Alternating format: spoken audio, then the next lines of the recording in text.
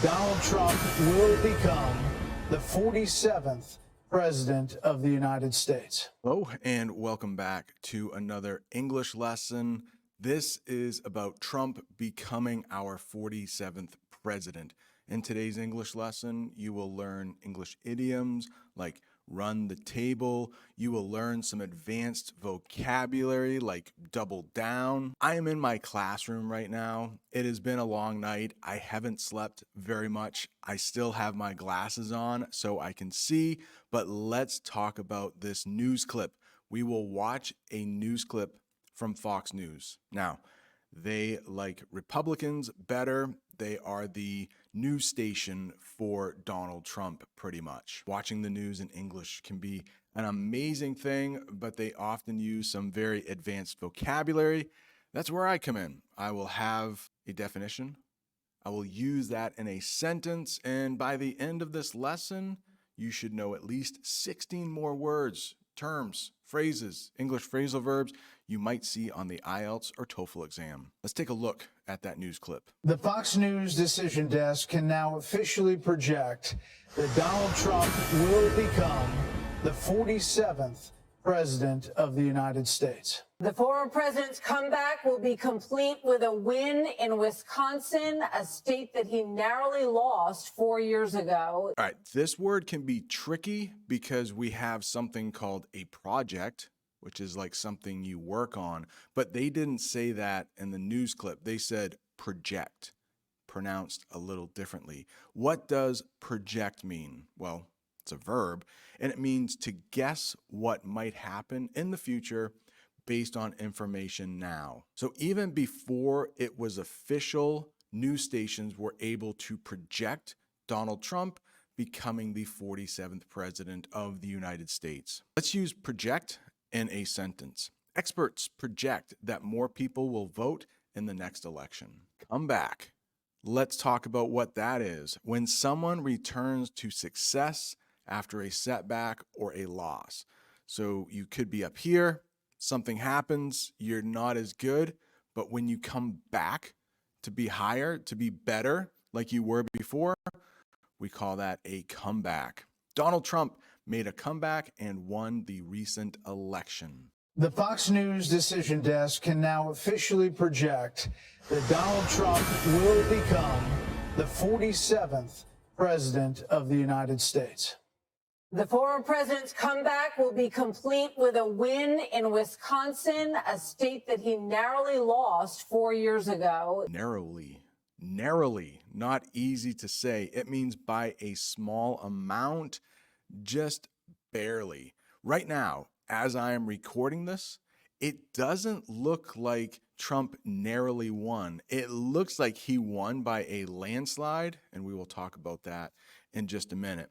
But the sentence using narrowly, Donald Trump narrowly won the election against Harris. The former president's comeback will be complete with a win in Wisconsin, a state that he narrowly lost 4 years ago. He is now the second president in U.S. history to win non-consecutive terms. The first was Grover Cleveland in the late 1800s. I love presidential history. I don't know why. I just like learning about former presidents. And we have had one president before Donald Trump serve 2 non-consecutive terms. Don't worry, I will talk about what non-consecutive terms are. But the first president to do that was Grover Cleveland, U.S. president who served 2 terms that were not in a row. Most presidents, if they do serve 2 terms, and they can only serve 2 terms, most of them do that consecutively, one after the other. Trump happened non-consecutively.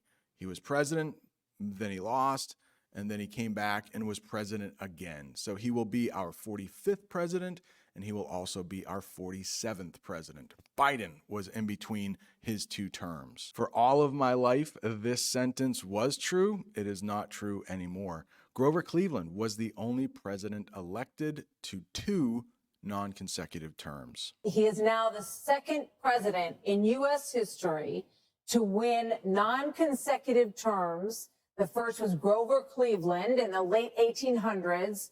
Senator J.D. Vance will become the 50th vice president of the United States. Voters expressed deep frustration with the Biden administration, and former President Trump and the future President Trump overperformed in urban areas. Trump definitely overperformed in this election.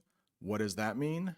Did better than expected. President Trump has run for president 3 times, so you can look back at the other 2 times, see how he did. He overperformed in 2024. Trump overperformed in states where he was expected to lose or expected for it to be a close race. Urban. When you hear urban, think tall buildings, think the city. It means relating to cities or large towns. Most votes for Harris came from urban areas. That is true.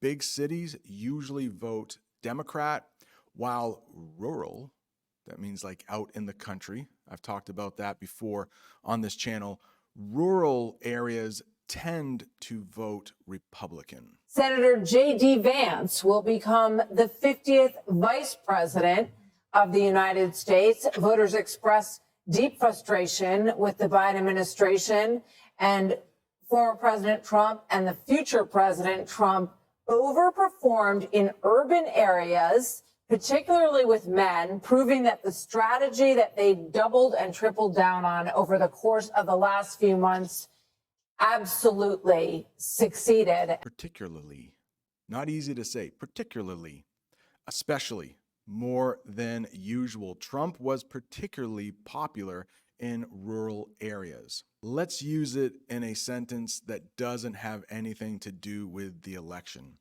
I like fruit, particularly grapes. I love studying English, particularly watching YouTube English lessons. And if I could, please subscribe to the channel if you haven't before so you never miss another English lesson. And please hit the like button so other people can find this English lesson. Double down. Trump loves to say double down, and news reporters now like to say double down. What does it mean? To do more of something or focus even more on something. They also mention triple down in the newscast, which is more than double down. But let's say you are studying English. I think that's true. And maybe you really like watching YouTube videos more than reading. So when you study English, you're going to double down on watching YouTube lessons. You are going to do it twice as much. You are going to get more serious about it as I hit the table. Speaking of table, we have an idiom, running the table. It means winning everything or being successful in all areas. Trump tried running the table by winning as many states as possible. I've mentioned in other English lessons, we have these things called swing states. Sometimes they vote Democrat, sometimes they vote Republican. And it seems like President Trump might run the table on those swing states. There were 5 to 7 important states, and Trump might win them all. States like Georgia, North Carolina, Michigan, Pennsylvania, maybe the most important, Wisconsin, Nevada, and Arizona. What about this sentence using run the table? The basketball team was able to run the table. They won all of their games that season. Okay, I want to talk about this along with this. So, popular vote and electoral college.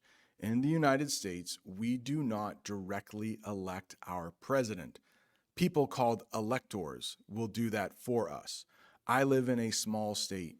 We have 4 electoral votes. California is a big state. They have 54 electoral votes. That basically means whoever wins that state, even if it's just by a little bit, they get all of those electoral votes. And if a candidate gets 270 electoral votes, they automatically become president. So the Electoral College is a group of people, also called electors, who formally choose the U.S. president based on state votes. Trump won the Electoral College even though the vote was close. I don't think that's true. I think we are going to see President Trump winning in a landslide. But you'll also hear popular vote. And that literally means take the entire country. Who did they vote more for? Who got the most votes overall when it comes to the whole country? We do not elect our president by popular vote. Hillary Clinton in 2016, she won the popular vote, but Donald Trump won the Electoral College, and that's how we elect our president. Harris won the popular vote, but Trump won the Electoral College. It's too early to say that Harris won the popular vote. It's likely that she will, but as of the time that I am making this video, President Trump is up by 5 million votes. A lot of California hasn't been counted yet. California usually votes Democrat. We will see. But it does look like he is going to win that Electoral College vote easily and become our next president. 47th president of the United States, former President Trump now defeats Vice President Kamala Harris, who entered this race just over 100 days ago. And for Democrats, they were projecting the possibility of running the table with battleground states. David Plouffe with the Democratic campaign of Harris campaign suggested that just yesterday. Now it is possible that Donald Trump runs the table with these states and builds on a big landslide electoral win. We don't know where the popular vote is going to finish out, but we do know that he will be going back to the White House, and with him, Brit Hume, will be a lot of changes because he will have been there once and will know what he wants to do. You know, he often accounts for the fact that he had so much turnover in his first term as president by the fact that he didn't really know Washington. Turnover. This might happen where you work. The rate at which employees leave a job and are replaced. At the school I'm at, we do not have a high turnover rate.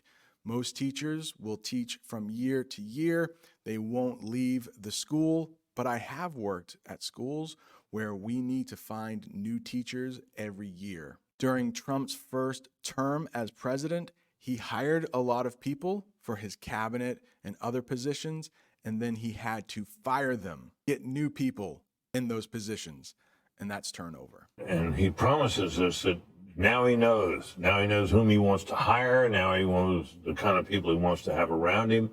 A lot of people are saying that means a lot of very experienced people around Washington will be ruled out, and maybe they will. But it's going to be very interesting to see the kind of people he reaches out to and reaches out for in the days and weeks ahead as he. And you've seen you can see the joy on all these people's faces. Think about the angst. Realm. It's like the area surrounding you, a field or area of activity, interest, or knowledge. Maybe you are really smart when it comes to the realm of politics. You know that subject very well. The election was important in the realm of American politics. Realm. I know, if you try to read it, it really doesn't look like realm, but that's how we pronounce it. Love it. More English phrasal verbs that I can teach you. Ruled out. What does it mean? Decided that something is not possible or won't happen.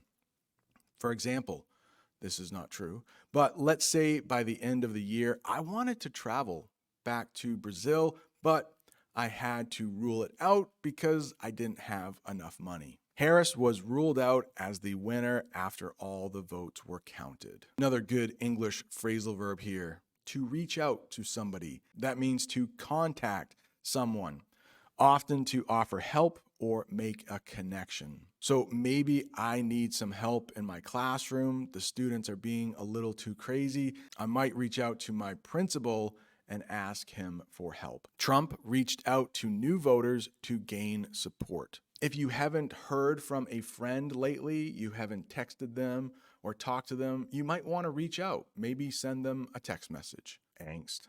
That is a feeling of worry or anxiety about something. A lot of people are nervous this morning. They feel a lot of angst because President Trump will be our new president in January.